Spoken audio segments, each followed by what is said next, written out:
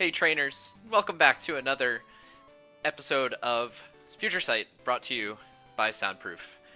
We're happy to have you back 2 weeks later. Thanks again for coming by for all of you that are listening. And of course, as always, my name is Brendan. I go by Mr. VDog46 in increasingly less places on the internet, but still here. And I am, as always, joined by my good friend Jake, who goes by Major Bowman, and still a pretty decent amount of places as far as I know. I don't think that number's changed. Yeah, it's been for a while. But we're back, and we are continuing kind of our trip through the VGC ages, as we are hitting on a year and format that we haven't touched yet, and we're going to be jumping into some VGC 2017 today, Jake.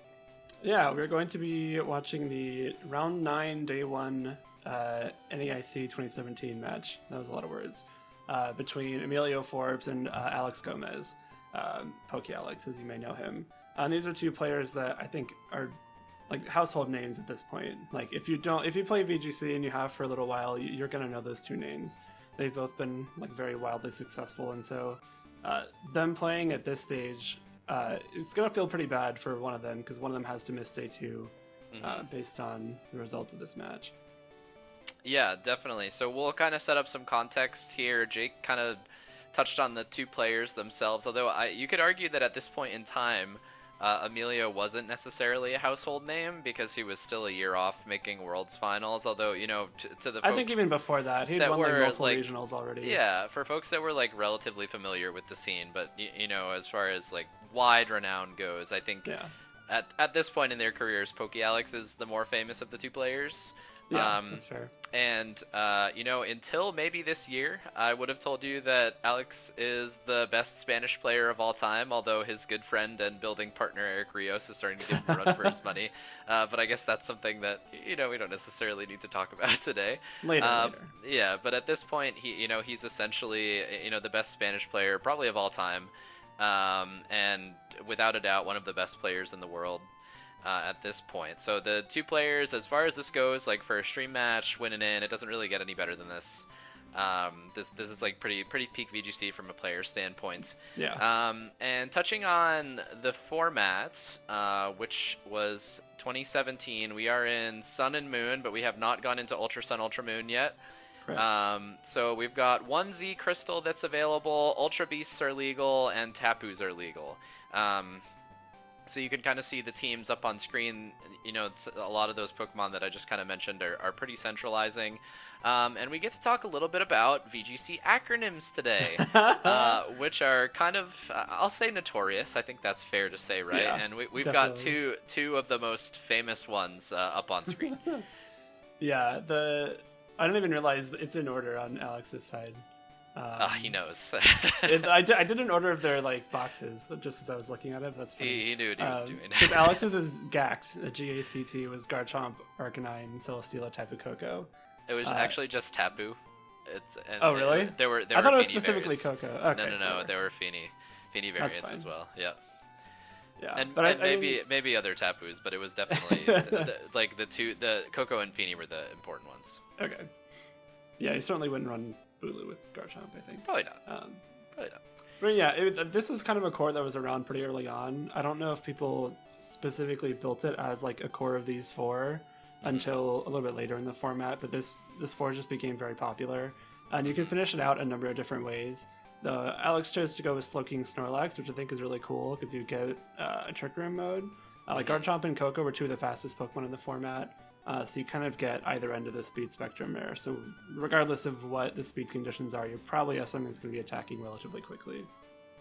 Yeah, definitely. I think that's a really cool way to fill it out. There was also like Mimikyu Snorlax variants. Yeah. People like to run Feeny in addition to Tapu Koko. So there were any number of different ways to kind of fill out that core just because of how strong it was, the GACT. And then on the other side, this is kind of like one of the adaptations of a core that was originally called Fake PG, and the letters stand for Feeny, Arcanine, Koko. No. Feeny, Kartana. Arcanine, Kartana, Electric. Porygon, and Gigalith. So that was the original iteration. The reason that it stands for electric is because there were people that were running Togedemaru in the Tapu Koko slot as kind of like a check to the Tapu Koko, and this was kind of the next evolution of the team, called Fake PM, I guess, where Gigalith is replaced by Mudsdale, basically, just because of its matchup into Gigalith. Pretty much, yeah. I think it was Edu that first popularized the Mudsdale, but I know that Emilio and a few others also ran it a lot. So it is kind of cool we get to see two of like the main archetype, the two main acronym archetypes face off here. I didn't even think about that until you just mentioned it. Yeah, definitely. I think it's pretty interesting, and you'll kind of see a lot of interesting techs over the course of this match, that are kind of designed for specific Pokemon, and we'll point a couple of them out almost immediately. And then let's see. As far as the matchup between these two teams go, you can kind of see at this point in the format why Mudsdale is like pretty centralizing. And one of the really good things about it is that it matches up really nicely into Tapu Koko and Arcanine, which are like basically on just about every team at this point. One or both of them are on like every single team. And then it has a nice matchup into Garchomp as well. It doesn't necessarily beat Celesteela, but it doesn't lose to it. So you can kind of see, even though it's been like a relatively underused Pokemon its entire VGC existence, that it had a niche at this point in the format. Yeah. So that's going to be kind of a centralizing aspect of the matchup here, is like Mudsdale's impact, and then specifically the Snorlax over on the other side. One of the things about VGC 17 is that normal types were like kind of ridiculous, and specifically Snorlax, just kind of like because the dearth of fighting types. Like the strongest close combat in the format I think was Hariyama. So that was like around a little bit. I guess Buzzwole we'll give a short mention to, just because we're good friends with Tommy. But it was very hard to like find effective checks to Snorlax. Because fighting types in general just got really hard to use because of the introduction of the 4 Tapus. Like every single team, you would be very hard pressed to find a team without a Tapu, and all of them except Bulu are going to be running a fairy move every time. Right. So it's just difficult to like find a spot for fighting types, because you're gonna have to face Feeny or Coco or Lele, all of which will probably, well, maybe not Coco, but one-shot them. Arcanine's very popular. You're going to get intimidated. A lot of people running Will-O-Wisp in this format. There's just a lot of things stacking up against fighting types, so that made the normal types, Snorlax and Porygon, both of which are here, just very good. Porygon 2 is probably one of, if not the best Pokemon in the format, I think. Yeah, I think you could certainly make that argument. All right, why don't we jump into it? We're gonna jump into it, and of course, this is a do-or-die match. Both these players are pretty into it throughout the course, playing pretty carefully, I would say, throughout the set. But we're set up with a Tapu Koko mirror lead, which is more than common, and then next to Kartana and Snorlax, respectively. And Tapu Kokos are basically going to take a shot at Volt switching out on their first turn, which they really love to do. And naturally, Mudsdale is ready to switch into like Tapu Koko. Yeah, and I really like this lead from Alex, just because the one thing that threatens Snorlax immediately on Emilio's team is the Kartana. As you'll see here, Coco has a way to just delete the Kartana. And so this is just a really safe lead, I think, from Alex, because you get to ensure that Kartana is not going to Sacred Sword, and you can stockpile pretty much for free. And that, I think, I want to talk about that set a little bit. People, I don't know if it started picking up until around this time. Maybe slightly before, but a lot of people were running like Belly Drum, Return, Recycle, Protect, or like High Horsepower.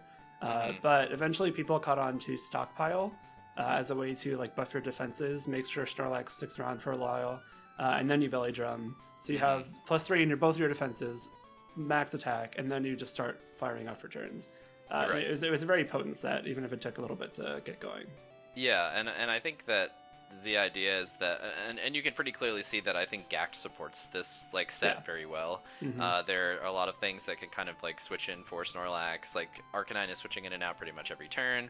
The Tapu Koko is like a supportive set, as we'll kind of see over the course, to help enable it. So definitely a pretty potent set, and we'll find over the course of the set here that it is pretty insane to try and remove this thing from the board, especially in the absence of fighting types, like we said. So here, the Snorlax actually gets burned, and it like just basically doesn't matter the entire set. Like it's burned, it's gonna get a Belly Drum up, I think, next turn, and then we're gonna see it eat like, I don't know, 5 or 6 Figgy Berries or something ridiculous like that. So this is kind of what Snorlax can do in the absence of ways to like very quickly remove it from the field. And I played a team that was very like stock drum Lex centric later on in this format, And like the 4 that Alex brought, he has Arcanine, Coco, Celesteela, Snorlax this game. He has Snorlax and 3 things that can win at KO Kartana. Right. And I think if you're gonna play a game centered around your Snorlax, that's the way to do it, because Kartana is very distinctly enemy number 1, because it ignores defense boosts with Sacred Sword, resist return, and whatnot. So I think that's just really smart team building and like smart like team preview move on this game too.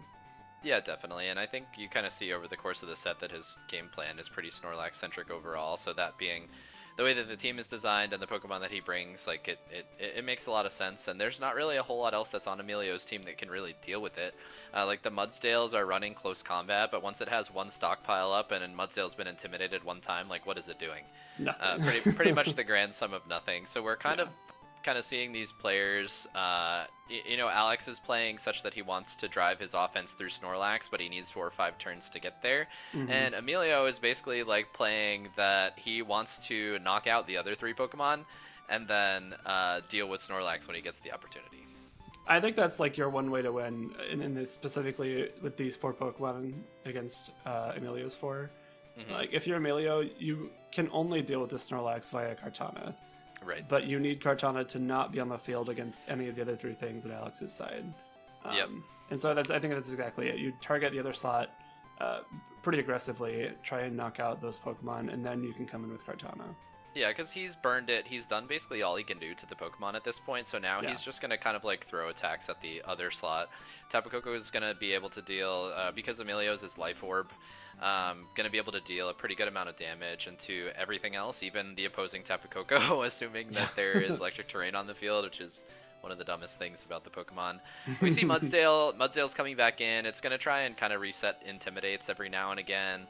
Flare Blitz is going to throw out a decent amount of damage, and then this is where we see Snorlax get really scary. Now, even though it's like basically the slowest Pokemon on the field at all times, and it would have to potentially take 2 attacks anytime it wants to do anything, it just doesn't matter when it has 3 stockpiles up.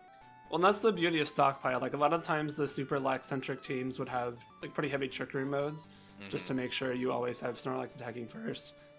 Whether that be, I've seen it, like there's a bunch of it with Cresselia early on, a lot of Mimikyu early on and into the format. Maybe Lax is a big thing. Is Cresselia's not in this format, is it? I'm thinking of 2018. Oh, okay, Thank okay. you. Yeah. yeah, you're right. Even like Porygon 2, Snorlax. Porygon, like, yeah. It was mostly just centered around getting Snorlax belly drummed up in Trick Room. But with Stockpile, you're just like, that Flare Blitz did nothing. I don't even know if that's intimidated, but there's just like, well, you that don't was a care. Darkanine. That was a Darkanine though. That Flare Blitz there, right? Oh, was it? Yeah, that was a Darkanine. Oh. Yeah, so Well. yeah, I mean, we're gonna see Emilio like very aggressively ignore Snorlax at this point, which is the correct way to play it. So you kind of see Tapu Kokos are cycling in and out here, and Emilio is just kind of like keeping Kartana in the back for as long as he can, which is correct, right? Yeah, it's gotta be. So I think we'll probably see both Tapu Kokos retake the field here. And again, this is kind of like the ongoing game plan for both players here. Is like Return is going to knock out just about anything. I think Mudsdale is actually able to take one at this point. Yeah. Especially if it has what's the name of its ability? Stamina. That's the one. I was gonna say Hardy, and then I was like, that's I don't know if it has a nature. boost yet, but even without, I'm pretty right, sure it can take a burned and I think Snorlax has been intimidated twice at this point, so it's like +4 and burned or something like that. Yeah. It's still doing an insane amount of damage, but here is kind of where the game ends. Emilio catches Celesteela switching in with a Thunderbolt, and we know its Life Orb terrain is up, so there's no possible way that Celesteela is taking this. And with Celesteela gone, it's not the last Tapu Koko or the last Kartana check that remains that's being removed, but it's basically the last good one, because I don't think it's been revealed unless you're pretty good with damage calcs, but this Tapu Koko set is most likely Assault Vest. Which is a pretty common set at this point, where they're running things like Hidden Power Fire is a big one. They're running like Sky Drop, potentially Nature's Madness, depending on how much offensive investment they have. Some of them have like Dazzling Gleam, and then they all have Volt Switch. So that's like a pretty common like supportive Tapu Koko set here. That Thunderbolt damage is definitely Assault Vest, and you can tell from the HP number too. Yep. 170 is way over the like 4-0. Right. Yep. Yeah, that Celesteela play was a little questionable. Like, I understand wanting to make sure you keep Coco around. Yeah. But you're right. Yeah. I don't know, if you're Emilio, even if you're Alex, I think you have to realize that Emilio's game plan is ignore the Snorlax until everything else is gone, because that's what he's been doing this entire game. And so if you're gonna throw away your Celesteela like that, that's kind of your one last defensive answer. Yeah. Like you said, like Kartana's HP Fire Coco is an okay Kartana check. Like it'll knock out any Kartana with HP Fire, but you like have to make sure you don't whiff it, and he's whiffed it twice this game now. Yeah, and it kind of seemed like a lot of the motivation, and maybe he was just kind of realizing that he didn't really have an out in the end game, but the motivation kind of seemed to be like, okay, if I catch a double target into Snorlax here, then I can still win the game. And that's like kind of, I don't think that's necessarily correct, but you could maybe see where he's coming from, like if that's the thought process. But I think there's just not really any reason with Kartana in the back, and you know that it's there. It was led to like try and make that play. The Swords Dance there I understand, because like the Snorlax is gonna eat its berry this turn, and you're gonna make sure you knock it out. But I don't know that I would have revealed that if I was Emilio. Like, unless you're very confident that Alex just knows your team. Yeah. And I guess, on this team, I think almost all their Kartanas were Swords Dance anyway. So maybe it doesn't really matter, but it just seems like something that you would maybe want to try and save. Yeah, that's possible. And I guess at this point in the tournament, you kind of just have to assume that information is known. Right. Just it's kind of the way that these big in-person tournaments are, is that everybody's got friends, and friends play friends, and then eventually a lot of information comes out. Yeah. All right, so we're jumping into game 2 here, and we see what I think at the time is a pretty good adaptation for Alex, which is to bring Slowking, which is a really cool Pokemon. It basically didn't see any use the entire format, and then I think you were saying, Jake, that this is a team that PokeAlex built with Justin Karras, and there might have been a couple other players running it. I don't know for sure, to be honest with you. But it has like a pretty specific niche, which is that it sets Trick Room and it can learn a fire type move. And I guess it's water type as well, but I think those are the more important things. And based on what Jake was kind of saying, is that this team is basically just like a Snorlax and a bazillion Kartana checks. That pretty much is exactly kind of the thought process, is like, okay, I can have a Trick Room mode and then make sure I can threaten Kartana when Trick Room is up. Yeah, spoiler, the Slowking has Flamethrower. And I just think that's smart. Like, if you're in Trick Room, your Celesteela, we're assuming Celesteela has Flamethrower, by the way. We don't know that for sure, because I don't think it ever shows it. And we can't find like a team report or paste or anything. So if it doesn't, there's only 3 things that can OHKO Kartana. Oh no, only 3. But yeah, Slowking is really cool because it gets Trick Room, obviously. Scald is, like, Water's actually kind of a really good attacking type in this format, too. Yeah. There aren't a whole lot of things that resist Water. Like, you see the Feeny and the Kartana, but there aren't too many beyond that are, like, core meta. And Kartana doesn't want to be scalded either, so... Right, yeah. And having something to, like, chip Arcanine or Mudsdale down is pretty nice. And I want to say the 4th move is Heal Pulse on this Slowking. Oh, is it? It's not just... I just assumed it was Protect. I don't know for certain, but I want to say I just remember seeing him use Heal Pulse or something like that. Yeah, I know that move was around a little bit in the format, so it's possible. Yeah. That'd be cool, though. I would like to see that. All right. Yeah. So we're into the next game here. The Tapu Koko leads. I think I touched on it briefly, but, like, if you're not leading Tapu Koko, like, pretty much always, like, if there's no Lightning Rod on the other team, you're pretty much always leading Tapu Koko, just because, like, it's the fastest Pokemon in the format. You can always Volt Switch. You can always, there's nothing stopping you from Volt Switching. And Mudsdale's even on the field here, so you can freely just Volt Switch into the opposing Tapu Koko and not even have to worry about, getting locked onto the field. Yeah, I guess you have to worry about a Protect, but even then... Yeah. In what world does Emilio protect the Koko here? Right. There's no need. Yeah. So we see the Wakan Berry reveal, which is, like, basically the only thing that Slowking should be running. We just talked about, Tapu Koko being a pretty centralizing Pokemon, so Wakanberry is pretty important. Arcanine is going to be cycling just like the first game, just in and out and in and out. That's pretty much what it does. And then Trick Room goes up, which is kind of like the crux of Alex's game plan adjustment here. And then all of a sudden, Slowking is in like a pretty good position to start actually dealing damage with Scald. That, plus, I mean, Slowking has Regenerator too. Yep. And so with a team like Alex's that has the capability to switch in and out a bunch, that's another big boon. Like Slowking will just come back on the field around like 67% health again, which is going to be really nice. Yeah, but more importantly here is Snorlax gets in.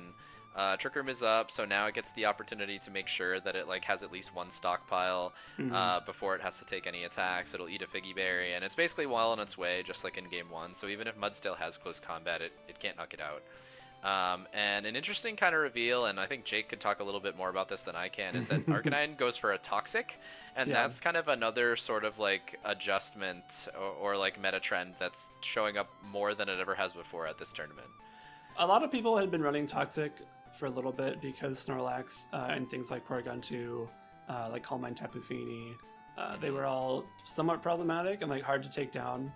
So if you can throw Toxic on a team, especially if you have a train other than Misty on your team, it's just a really nice way to put those Pokemon on a timer.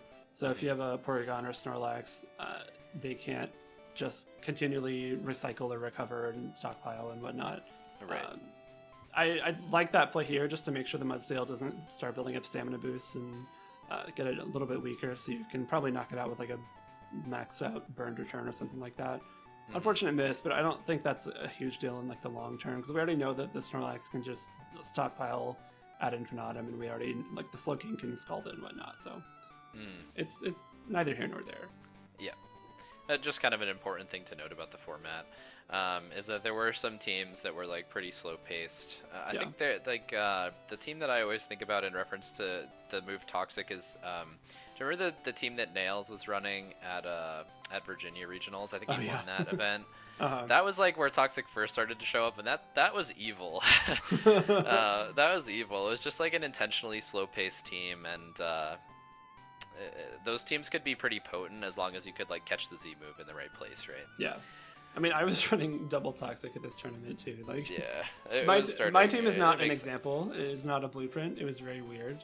Right. It was fun, but weird. So we don't need to talk about it. But Toxic, I think it became a lot more popular around this time, just because Pokemon like Snorlax and Porygon 2 were just that much more popular. Snorlax in particular was really big around this time. Yeah, and I think interestingly, in response to that, Snorlaxes are actually running Facade. Not always, but they are. And I missed day 2 because of Facade Snorlax. You can't. That was Nick Hans was running it, right? Is that who you got knocked out by? Chris Can. Yeah, Chris Can. Yeah, in round 8, we were 6-1. I played him on stream. Oh, and that's right. In game 2, I Toxic to Snorlax, thinking I won, and then it just destroyed my Salamence with Facade, and I was like, oh. Yeah. Okay. So that was another thing that was kind of showing up. Yeah. So we're getting away from the actual match here, but there's not really any like needle moving moves that are happening here. It's just kind of like both players are whittling each other down. Dogs are coming in and off the field and like barking at each other and then leaving, and like it's just kind of like Trick Room is going back up. So now we're sort of in maybe the most interesting position we've seen so far this game, which is like Snorlax is belly drummed up, and it has what, 1 or 2 stockpiles. I don't think it has all 3 because Trick Room was up, so it was trying to attack. So this is kind of like the position that Alex's team is designed for. You mentioned Regenerator, so Slowking was able to switch back onto the field and be healthy enough to get a second Trick Room. And now Snorlax is getting ready to just kind of like blow holes through Emilio's team. Yeah, I mean, the way that Alex positions himself this game is really nice, just because he got the Slowking on the field at first, got Trick Room up, make sure that Snorlax was able to set up pretty safely. He had the Arcanine coming in and out. He got the Regenerator going. And then when Trick Room ends, he gets Slowking back onto the field against 2 things that definitely won't be able to knock it out. Like, I think if Emilio's Coco was on the field this turn, this would have been a much more precarious spot for Alex. But he made sure to get the Slowking in a spot where he could pretty freely click Trick Room again. So I think that was just really... it was a really smart positioning at Alex's end. Yeah, definitely. And I think one of the interesting things to point out here is that We're talking kind of about how Emilio's game plan here is basically just to ignore Snorlax for like as long as possible and then knock it out. Is that one of the things that I think was always like pretty frustrating, at least for me, when playing Snorlax, and that could be because I was just pretty bad. Is that at playing it, not like bad at the game necessarily, although you could make that argument too.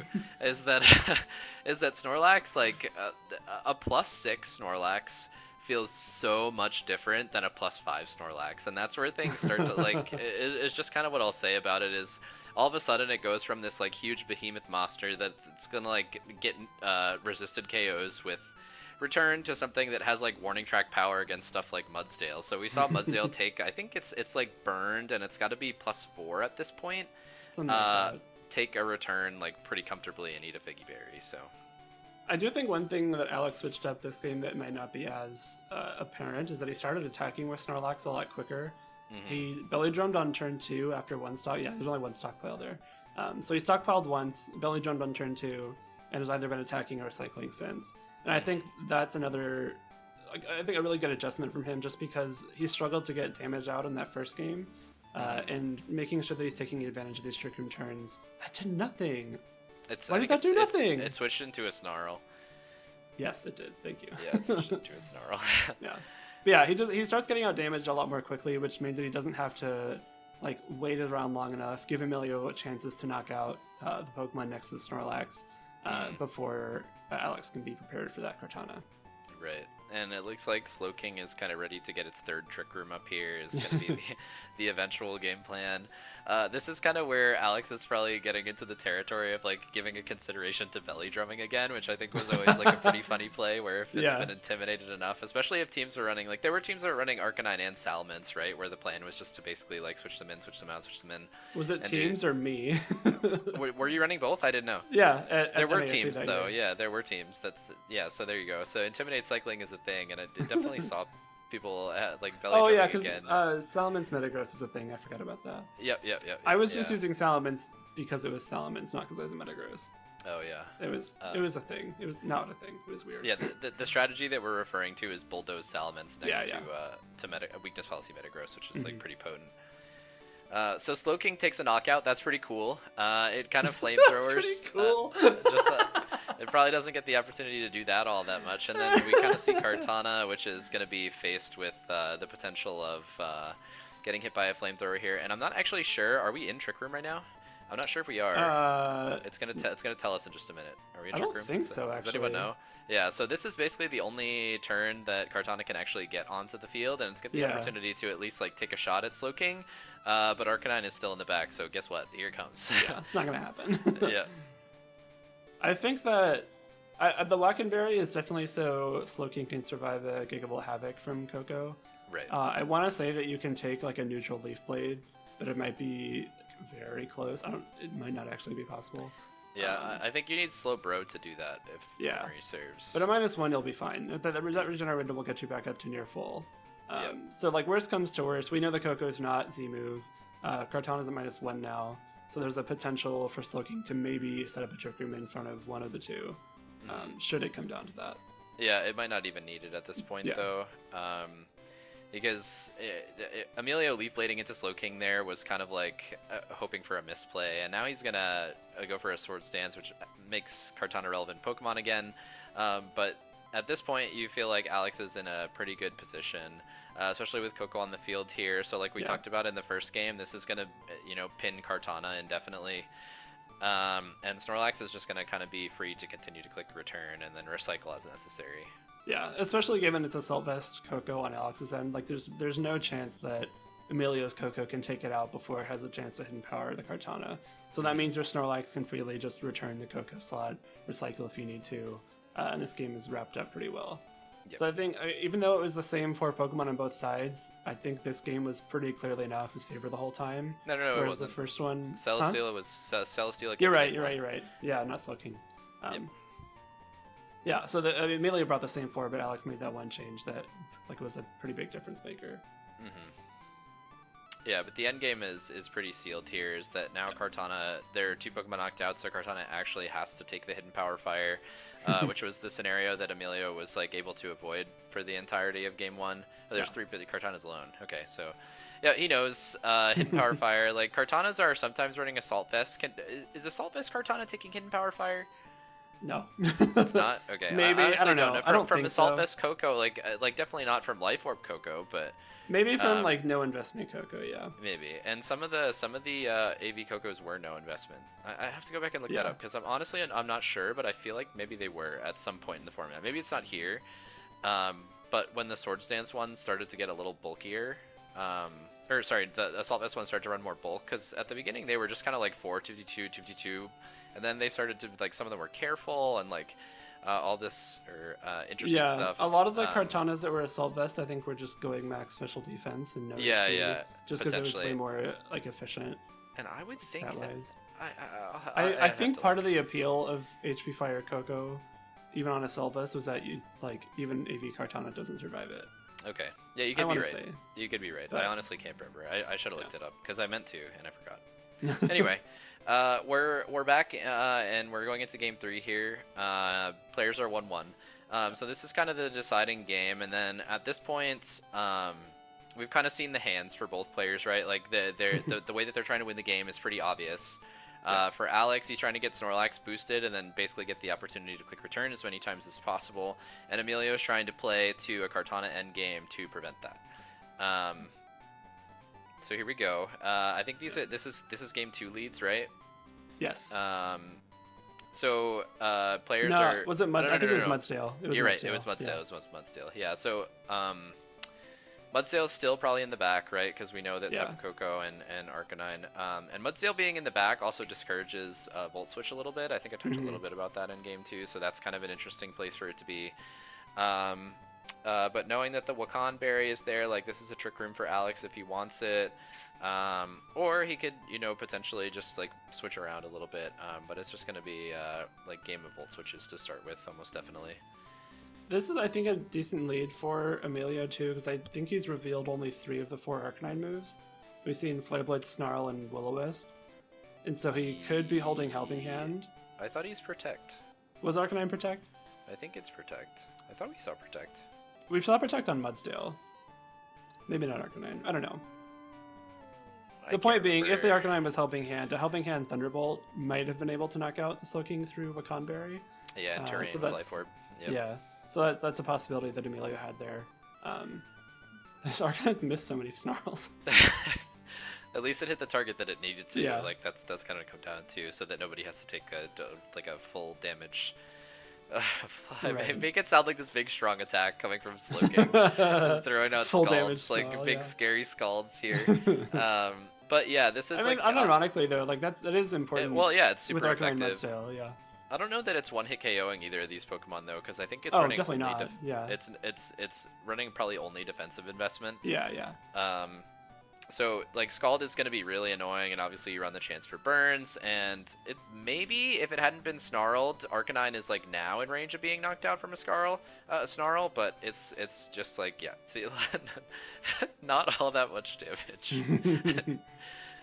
Not all that much damage, and then Emilio's gonna miss all sorts of attacks here. He missed the Snarl, he missed the Will-O-Wisp, and being able to hit the Snorlax on the switch here would have been actually like pretty huge for him, although it's not going to be attacking next turn by any means. But we're kind of at a slow pace in the game. Snorlax is not boosted up yet. There's no real offensive position for Emilio, and he hasn't really been generating offensive positions like hardly throughout the series at all until like Kartana takes the field anyway. So both players are still kind of in the process of trying to position towards their end games. I question why Alex didn't bring the Snorlax immediately on the Coco Volt switch, just because you could have had a stockpile up or just an immediate belly drum up by now. The Will-O-Wisp miss, unfortunate, but like, yeah, there's the hit there it pulse, is. yeah. You're right. Yeah. It's unfortunate, but again, we've seen earlier on in the set, like the Will-O-Wisp isn't changing much. Like, yeah, you might survive one extra return, but the Snorlax is too strong and too bulky for that to really matter. Yeah, and he hits it the second time, so like basically no harm, no foul, right? Yeah. But now, I guess now the Snorlax is +6 with Arcanine on the field, so you gotta wait 2 turns if you want to get an Intimidate off, which is big. Yeah, and this is probably the scariest offensive position that Snorlax has had the whole series, right? Is that it's taking a knockout into either slot. pretty much regardless of what switches in. I think maybe Mudsdale can take one, but it just took a Scald. It's not really happy about that, so it's probably in knockout range if it tries to switch into it. So this is kind of where like Emilio's gonna have to basically try and slip out of a pretty difficult position. Yeah, and this is more reminiscent of the early Snorlax builds where you get Trick Room up, you Belly Drum, you start attacking, which is a mode that like even Stockpile Belly Drum Lax still has. Like you are not obligated to click to use Stockpile in a given game. Right. It just gives you an extra option, but again here you just start returning. You get your Belly Drum up quickly. You're at full health thanks to the berry and the heal pulse, so there's not a whole lot of positioning that can be done for Emilio other than this is probably his most favorable one, and that includes a Kartana on the field against an Arcanine and Trick Room. So yeah, I mean you can kind of see that the plan was basically like, okay, I will switch in the 2 Pokemon that will take the least potential damage from a return. So Kartana, like, it's not trying to preserve a Focus Sash or anything. We think it's probably like a Gracium set. We're not actually sure, but that was pretty common at this point. So he can switch it in and have it take a little bit of damage, especially because the only things that are really scaring it at this point are the fire type moves that are kind of all over Alex's team. Right. But he gets to go for a high horsepower, and then he catches the Slow King switch in, which I think was pretty, if not obvious, like a switch that had to be made because you can't lose Arcanine yet. Yeah, you really need that Arcanine to stick around, but that's a really big play. Yeah, really big play. Especially because Trick Room just ended and now Alex can't set it up again. So we have the Snorlax with... Did it recycle that turn? I think it did, right? It recycled, yeah. Yeah, so it's got its berry, but it doesn't have Trick Room. It has no stockpiles. It's burned at +6 still. But this Snorlax is a much less scary factor now just because there's no more Trick Room threat. And that is essentially how Emilio won the first game. So if you're Emilio now, I think you can kind of default back to the, okay, well, I can just ignore the Snorlax, take out the partners, and that's how I try and win. Oh, it's Fight Z. It's Fight what? Z. Okay. Okay. That's cool. I forgot about that set. This is not like it was like a relatively common set, I guess. I actually don't know this calc, though. Like, I assume that he knows that at -1 it's going to be able to knock out. It's neutral because of the Beast Boost. Oh, that's right, the Beast Boost, yeah. And then he's gonna trade Kartana for Snorlax, which is a pretty smart play. Yeah. So I don't know. That's kind of an interesting play to me because I don't think it was one that Emilio had to make and definitely could have backfired.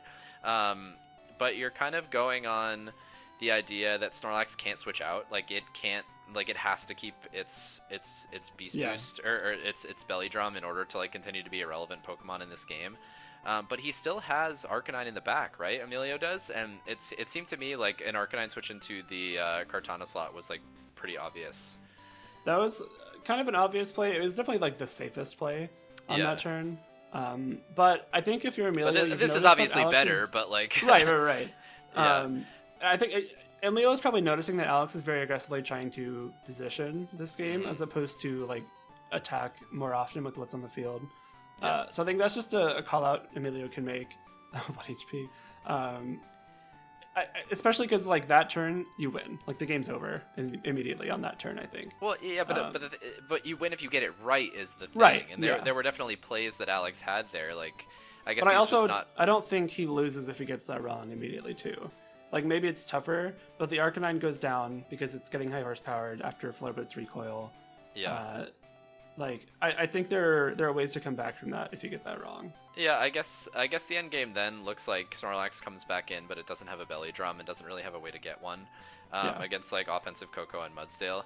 But yeah, you're right. So I guess it's not like unwinnable, but it's definitely like a huge play. And you kind of mentioned that sort of the game plan that Alex had switched into already was like, okay, stockpile is canceled. This is like offensive Snorlax only, and I think Drum is my new best friend. Yeah, so like with one stockpile, it probably takes that at neutral. I think it does, right? With it didn't have a stockpile up though. No, but I'm saying like it probably takes it if it does have one. That's the probably yeah. Yeah, because it's pretty bulky. So Emilio kind of able to take. I thought like you observing his response to Alex's like slight change in gameplay was a pretty interesting point. So he takes advantage of that, and then I guess the lack of stockpile focus in game 2 as well to like whip out a Z move. And that was in a lot of ways a really exciting VGC 2017 match, and I think we picked a good one to sort of like capture the format, especially at this point, where there are all these slow-paced teams, but if you whip out your Z move at the right time, it can be like pretty exciting, and you can just kind of start torching holes in defensive synergies. That was kind of the whole Fig PG game plan, right? Like you have Coco and Kartana and Gigalith if you're running that.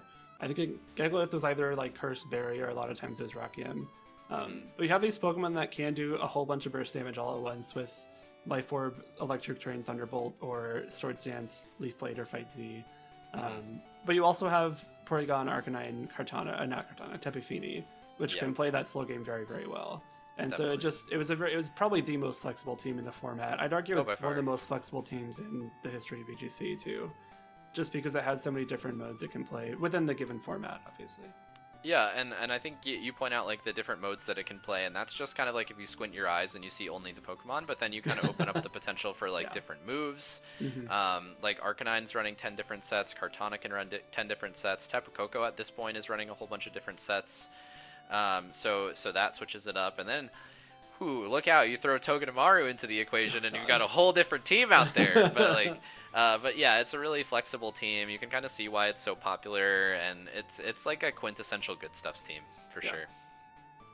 All right, so I think we'll wrap up there. A pretty good match there, and I think we picked a lot of really good matches. So what years does that leave? What are we doing next week? I don't even know. 2019? 14, 15, 16, 17, right? Oh, okay, not in that order. Okay. So we're going to pick another year before we start double dipping, I'm sure, as we'll at least kind of like knock out all the years that we know that we can talk about competently. So as always, if you have any recommendations, you can find us on Twitter. You can find us in the comments of this video, I suppose. A lot of people that watch these videos just have a direct line to me, so if you have any ideas, just like feel free to hit those as well. But we're taking any recommendations that you might have. If you want a specific match from another format that we've already done, you can look for that in a couple weeks. But yeah, we would love your feedback. Yeah. Cool. Thanks for coming again. Thanks for watching. I'm still getting used to saying thanks for watching instead of thanks for listening. Thanks for listening. Yeah. So hopefully we'll see you back here, same time, same place in 2 weeks. And thanks for supporting us as always. We really appreciate it. Bye.